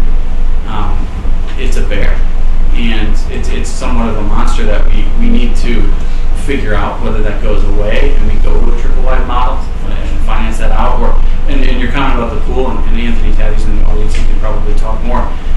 We've spent a lot of money on it. I will tell you, as a profit center on its own, and we've shared this with the Golf Commission and some others, it's making money, or we would have proposed closing it down. Just fill it in and don't use it. We're not going to support a revenue stream that's not profitable. We think it made about $25,000 to the bottom line. Tennis is growing substantially. We're not charging any money for it, so it's a profit center, but it's making $1,000, $2,000 at the end of the day. So we're keeping those around. We understand we don't have any money to go and fix anything other than what we've kind of done, and the pool will need some substantial repairs within the next 5 years, probably to the $60,000 to $80,000 range. Then it becomes less feasible. Next 5 years, you said. How much is that? 5-ish, 5 years. Thank you. Any other questions? I think this is great because it's clear from the figures here that since you guys have taken over, we've lost a significant amount of money, and you guys haven't hit your projections. I think you're doing the best you can with what you have there. But I'm glad that we're talking now about the facility, the golf course. I'd like to talk a little bit about the competition in the area, the fact that people who are going to play there come from 15 to 20 minutes away, and what courses are around. You guys manage some of them. And so my point is, rather than talk about July's weather and August weather, that could never get us to the $700,000 we missed your budget by, or the $438 the town lost, because you just can't do that now. We can start talking, and the board can understand that we have a significant operational problem there that goes beyond weather. And it's not to you guys. I mean, this is reality. You're right. We're running a business there.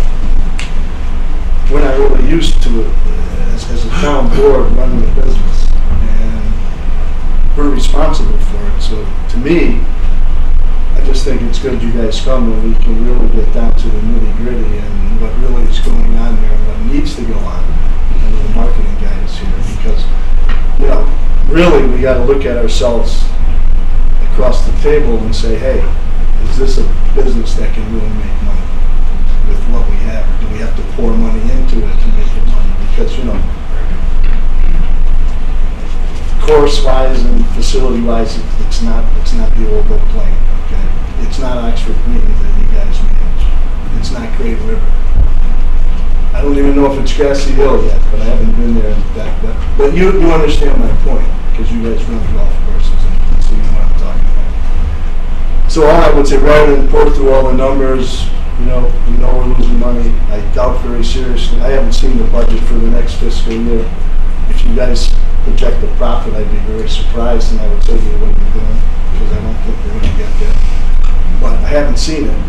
So I can only say that rather than go through all the numbers that are not pretty, I think we need to continue this dialogue, because we are running this business, and we need to talk to the people who are on the front lines, and we have to figure out if we're going to continue to run it, how we can get it a little closer to breaking. Yeah, And I think it's beyond that. and I don't mean to put it all. I know you don't. But I think. But we hear that a lot. I understand. I went to the last meeting of the commission, and I heard a lot of the weather too. I understand. And I kind of sat there and said, really? And as far as projection for next year, for this current fiscal, the golf commission is very involved in understanding where we're at on a monthly basis, and has the same concerns you brought up. Are really what our meetings have been about for several months. The $50K loss in July to start is obviously going to hurt.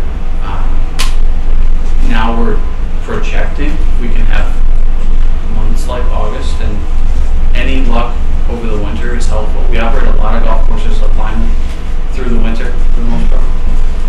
We're still holding on to the zero break even belief right now for 2013-14.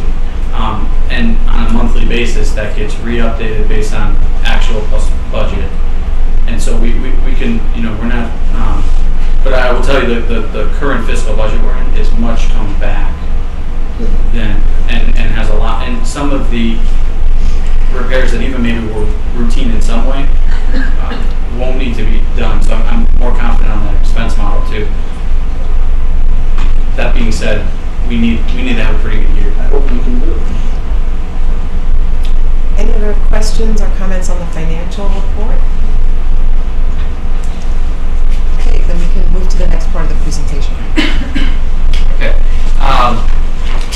So I put together a packet here for you. There's a lot of information involved, so really this is more of a takeaway for you. But I've kind of laid out the entire marketing program that we set up early in the season. And basically that is targeted around 3 different areas. Customer acquisition, customer retention, and customer loyalty. And as you go through pages here, I've broken each one down. These are actual events that we have either participated in, programs that we have currently running, or different events that we've had that we've hosted in each of these particular areas. And this is just a small sampling. I'm not going to go through each one of these individually. We're on a time crunch here. But I've laid out some of the examples of what we've done, and then it actually has what was meant to happen with each of those. So we do the golfer acquisition, golfer retention is laid out as well. Some of the programs and special events that we have to retain golfers once we do get them to come and visit Woodbridge. And then also golfer loyalty programs, our memberships and golf outings, trying to get outings to come back year after year after year. So this is some of the marketing material that we've used, programs, tournaments that Jason has put on at the club. And you can just go through that as you feel you have time. But looking at some of the analysis is where I'd really like to take some time and focus. We have, through excellent work of Jason and his staff collecting customer data, we've been able to capture emails, contact information, playing history from all the customers that walk through the doors at Woodbridge through our POS and T sheets. What this really allows us to do is start looking at the marketing different, where we can target specific segments and break down and target each individual group more specifically to the items or events that they're more interested in.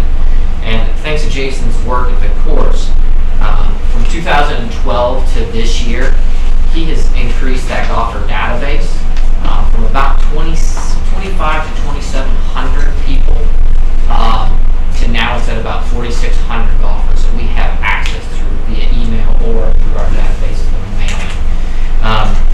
We also have the ability to track those golfers, place them in different buckets, and categorize them as one-time only golfers, 2 to 5 rounds, 6 to 15, and then we also are able to track their spending habits. And we are able to market to those particular buckets based on their playing history and trends.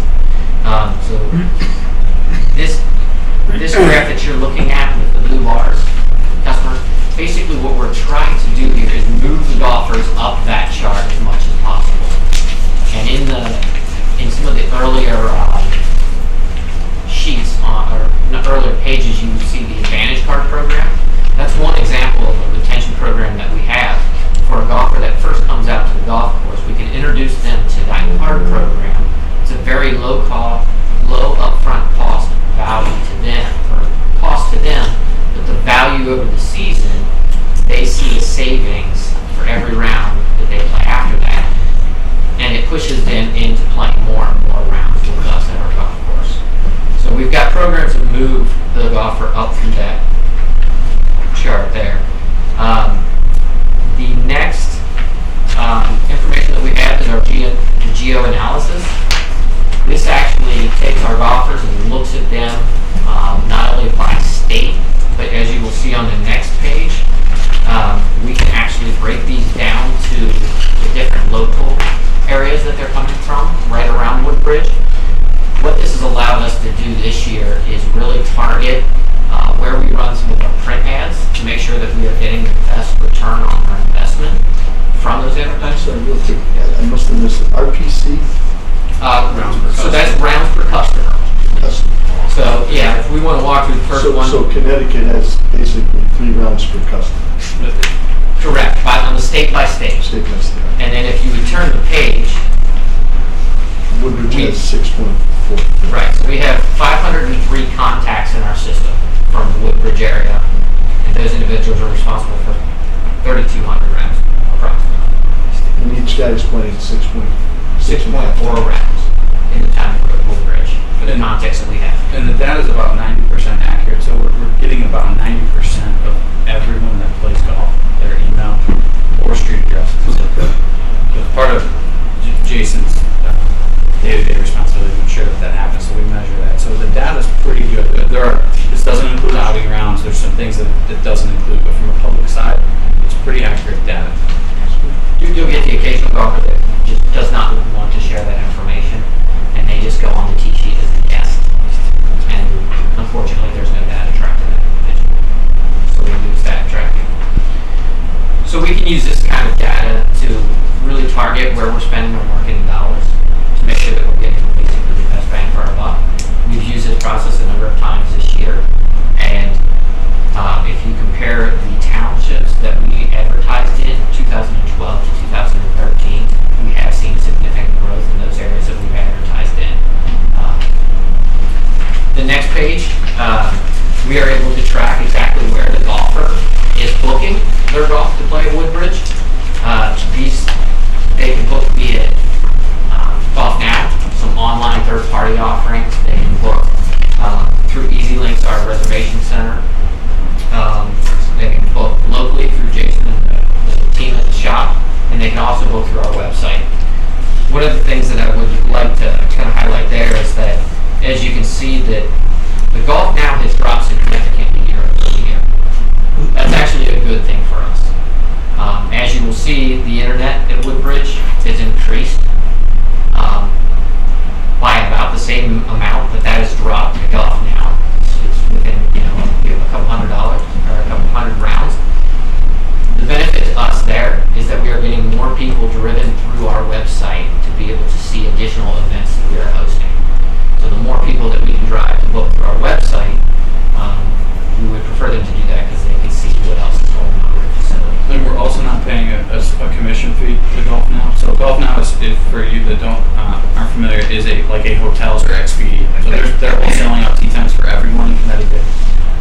They sell them right through their website, but we also pay them a commission on that sale. So as a segue to that program, there is never a rate anywhere in the internet world that's cheaper than it is on our website, and that's an automatic process. So you go to Golf Now one time, that's an acquisition. Once you come to Woodbridge, we make you aware of that fact, so that we avoid the commission, and as Rob said, they're making that as well. And then the spreadsheet here, Woodbridge at the bottom. Is that your website? Woodbridge is actually that was the golf shop. That's the golf shop. That's straight That's looking for the golf shop. Or calling them. Calling shop. So internet Woodbridge is your website. Is right. So yeah, it's also interesting that the vast majority of golfers are still using the telephone.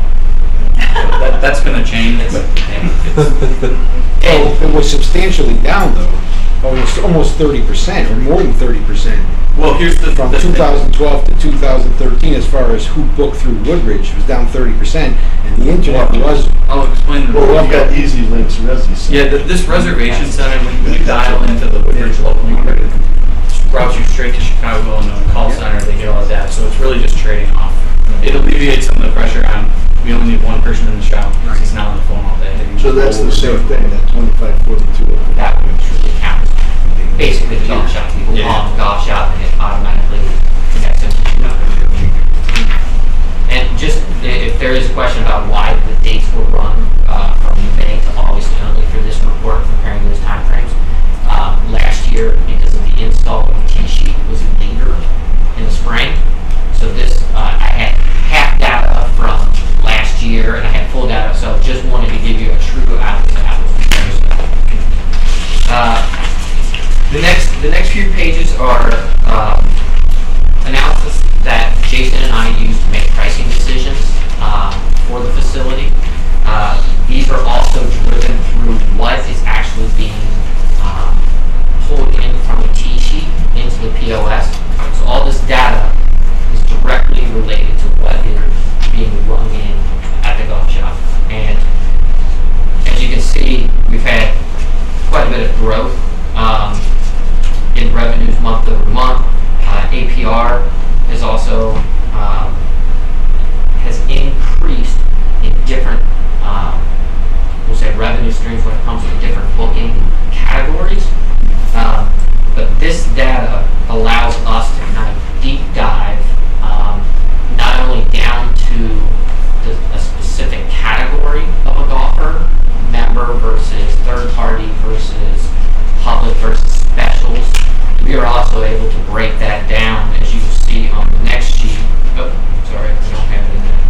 But we are able to track that per hour of the day. So we're able to track revenue and rounds by the hour.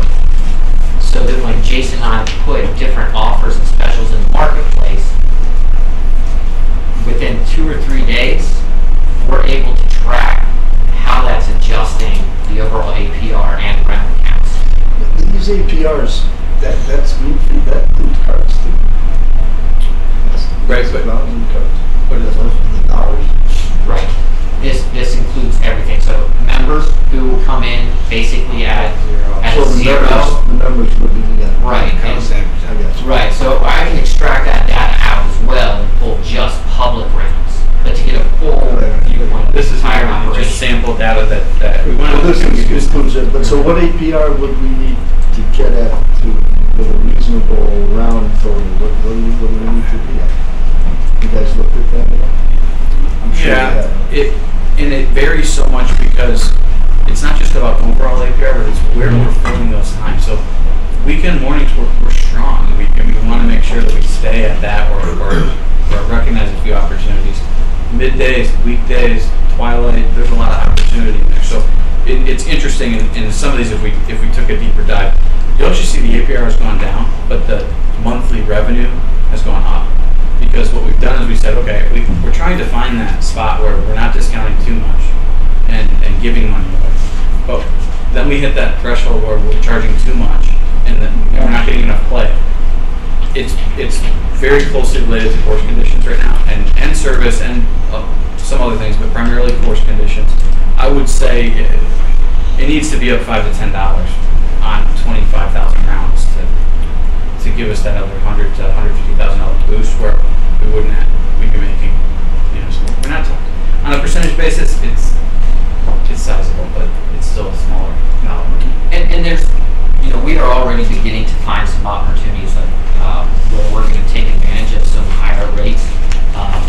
Jason and I just this week went through an analysis, and because of our lowering of our price and putting some special offers out there, our weekend utilization has never been stronger since at least I've been involved with the facility.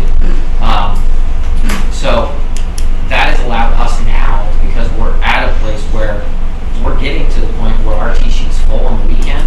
We are beginning this weekend, we are pushing a number of the rates in certain time frames up by $4 or $5. Right. Next weekend. So we will be looking at that, Jason and I, over the next 2 weeks to see how that trends. But we need to at least give that 2 weeks to see how that holds. But then we have the opportunity and the ability to go ahead and readjust that if need be. But right now, we are gaining some utilization in some good times where it's going to allow us to put some indoors. Other questions? Just a quick question about going forward. Do you have some events, big events already booked? Are we doing better in that department? Yeah, we do. Now that we have actually, tent and all that stuff in place. We do, yeah. We actually have over 400 outing rounds booked for September. We have a 100th birthday party scheduled in October. That's very local gal to Woodbridge, so that's kind of fun. So yes, we are getting the events. We are starting to see that flow through. We've got a 3-day, 20-person seminar, 3-day today, tomorrow, and Friday. So they're using the clubhouse that we do offer, and have breakfast and lunch both days. So yeah, that is starting to pick up. And that'll be probably my top priority with the winter as well. Just grow that again. Thank you. Anything else? I have one last question.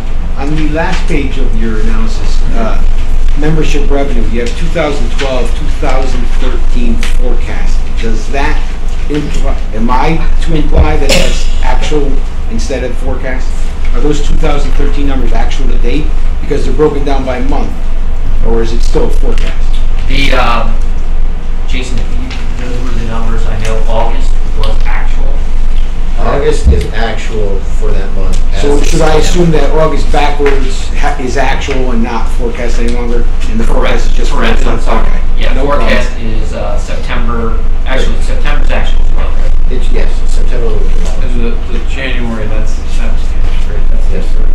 So we do a sales plan, we capture a bunch this year. Yeah, I just saw the word forecast and figured it might be that. Okay, great. I just have one real quick. Assuming they're going to be coming back periodically? Well, we'll have monthly updates for as long as the board would like to keep up in that way. I don't think we'll have the whole team every month, but Jason will be here. Whatever they just, Yes. that would be great, but I would check, is there a way to get this material in our packet ahead of time? Yeah, because we meet with the commission on Mondays, which we essentially did this presentation at deeper dives. So we can then just get it, just so we can look at it before we. So, shall we move to the promotional packet? Last thing, we wanted to get approval for 2014 new membership, new golf members. Okay, so this only talks to the golf membership, not pool and tennis, and it only speaks to new members, not our current members. We want to go into a lot more analysis on our current membership program and see how this does before we move on to those. The very basic, simple idea is that we are going to allow people to book at 2013 prices if they pay in full now, and the biggest incentive to the golfer is that they get to play the rest of this year for free. It's a fairly simple program in the state. A lot of golf courses do it. It's also very effective. I've been approached by several golfers in the area already about our membership program, and I think they're ready to bite. So it says we're going to keep our membership rate the same for this customer, and they can play the rest of this year for free. And again, the other member types, pool, tennis, the add-ons, and our current membership, we need some more analysis before we set those prices. The golf commission wants to dig into that a little bit more. And how long would the offer be good? Is this till the end of the year, or? The offer is good till the end of the year, but it's really most effective from Labor Day through September, because that's when the bulk of that's the best golf weather. It's more valuable because they're going to buy early Sure. and get to play. And did you mention that this was a promotion we did last year? It is, yes. So how would And it should, we got about 10 to 15 new members in it last year, but we do have a better product this year. Last year the product was not very good. You have the data on how many times those checks played? Got all that. We have that data. My point is, we get them in there, the idea is that they play, right? So Correct. when I say how did it work out, did we get them in and did those folks play that golf? Yeah, they did. Okay, so it was a positive. Very. So the Board of Selectmen needs to approve this promotional package. We approve rates. So I will entertain a motion to approve the promotional package as presented. So moved. Is there a second? Any discussion, questions? So, Just new members only. New members only. so we pay the fee, they play this year, what does that mean till when? Till the snow flies. Till the snow flies? We keep the course open all So year. as long as the course is open, you keep it open, you get temporary meetings? No. You play the 4 people all year round? With one or two exceptions. Right, but, so when does the year end then? Calendar December year. 31st. December 31st, Calendar right, so year. between now and December 31st. Lawrence? How was this proposal received by the commission? I know there are some commissioners here. Yeah, it was recommended for approval by the commission unanimously.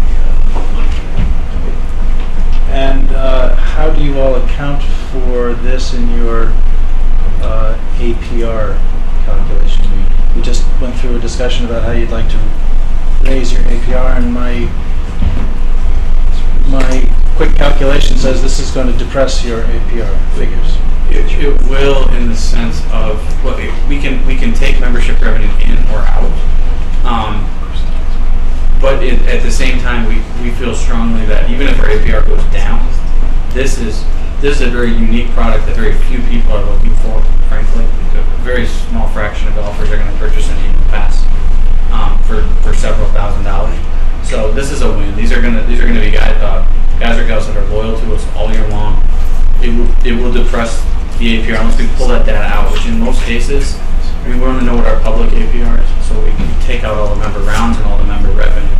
This revenue, by the way, will be deferred on the balance sheet of the financial statement and then received next year. So we'll use the cash part of it, but it'll be 2014 next year. So what kind of increase, based on this package, do you think we're looking at for next year? What's the member RPC? What's the member RPC? Well, we price it to be around between 40 and 50. We know that there's some members that play slightly less. There's a lot of members that play 80 to 100. But the average. Yeah, it's probably 70. But 70. Yeah, but so you project that if John Doe buys this, he plays a few rounds between now and really mid-November, because but then next year he plays 7 more rounds. And what we have is a lot of open inventory. Just to explain that though, when we talk 70, those are 70 starts. A member might play, or play 3 holes. 3 holes, 9 holes. Well, we count that as one. If they play 18 holes, we count that as one. And the reality is that a member would be more prone to play those 3 holes after work. Yeah, but they are still taking a tee time spot on the course, so. Do they pay? That still makes sense. They pay a fee. A cart fee if they'd like to ride, but they can buy a cart package as well. The way this works well, especially at Woodbridge, is we have all kinds of open inventory. At 26,000 rounds, we've got room for all of these annual pass holders. So we want to get the people that are out there that say, I'm going to play all my golf somewhere, Oak Lane, Orange Hills, and get them to here, because it's a lot of money. They're return golfers. They're more loyal, and what we were talking about with the commission is we talk about this weather. The way we can insulate against weather is outings and membership. Those are much more stable, so that helps you through some of the. And the member brings guests, the guest pay, right? Absolutely. Stuff. And maybe convince a guest to be a member. So it's just as long as you have the rounds, because if you don't have the rounds, you don't want the member to play.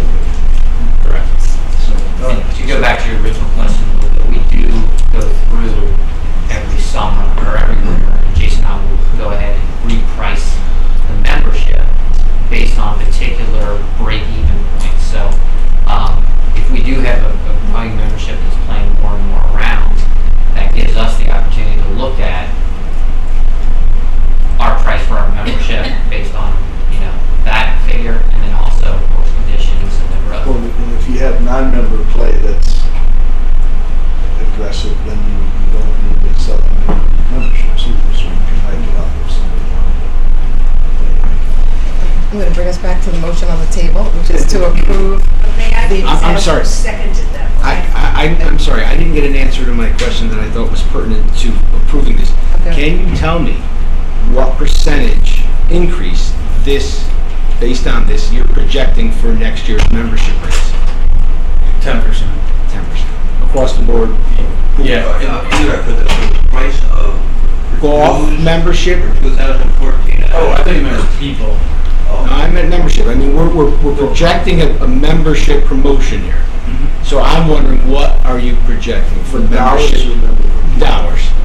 What kind of increase are we looking at next year that this is a promotion people should accept? Can I just interrupt for just 1 second? I'm not sure that's fair to ask them at this point, because their commission hasn't even discussed it. I'm not sure it's fair to offer a membership with a discount and that I should vote on it if I don't know that people are actually getting a discount, what it is. That's kind of my point. I'm not sure what they're offering here. Is this because something that's going to save people $50, or is it going to save them $500? And before I vote to say, well, I think we should do this membership promotion, if membership's going to be cheaper next year, wouldn't I be voting on something that's not really appropriate for the residents? Well, I don't know where we are. We have done that before. I mean, there have been courses and... in my limited golf course commission experience for the past year and a half, my sense is that this pricing is something that gets revisited almost on a monthly basis, depending on what the conditions are, correct? Am I right about that? Yeah. Well, not discounted memberships. No, not this kind of promotion. Not what we're voting on right now. I think I can answer your question. We're going to, with the membership, it would be very unlikely. There would be a market-based reason where we would need to come back to you and lower this. This is potentially going to go up, which would be the call to action to people that want to buy it now, in addition to the free go. The existing members, we haven't really talked about up, down, wherever it goes, but we're not. But for this promotion, you're seeing what would definitely be an increase. You don't know how much yet, so that this is an offer to them to save. Flat to increase, but the more savings will be based on the golfer's behavior. The more he can play, the more he saves. And this is based off of last year's prices or this current year's prices. So they're not necessarily receiving a discount. This is an incentive for them to pay now, get the rest of the year for free, play all of next year at the same price that everybody joined for this year. Right. Yeah, it's just that there was a situation in a town near us where they had a membership program like this. People joined up and then the following year they reduced their rates greatly because they were in trouble. And those people ended up looking for money and didn't get it. So I'm just making sure we're not talking about a reduction of rates here where someone says, wait a minute, I signed up what I thought was a savings. That was my point. And we want these people to rejoin next year and the year after. So. Great. Thank you. Any other questions or discussion on the motion? Okay, all those in favor? Aye. Any nays? Thank you. Thank you very much. Thank you. And thank you to the